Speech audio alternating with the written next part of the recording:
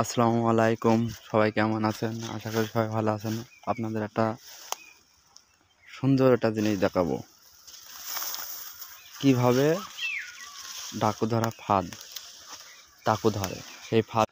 তাহলে দেখেন, প্রথমে মন করেন সোজা করে পাততে হবে। তারপর হচ্ছে এই ফাঁসগুলা, এই ফাঁসগুলা এই সুতার মধ্যে, দুই সুতার মাঝখান দিয়ে দিতে হবে। দিয়ে দিয়ে এই যে মাঝখানে কোনো একটা পাত্রে, কোনো একটা কাগজ বা কোনো গাছের পাতা চওড়া দিকে এরকম করে মিডিল পর্যায়ে দিতে হবে। দিয়ে এই এই এই ফাঁসটার ভিতর দিয়ে এরকম করে যাবে, যে খেতে যাবে।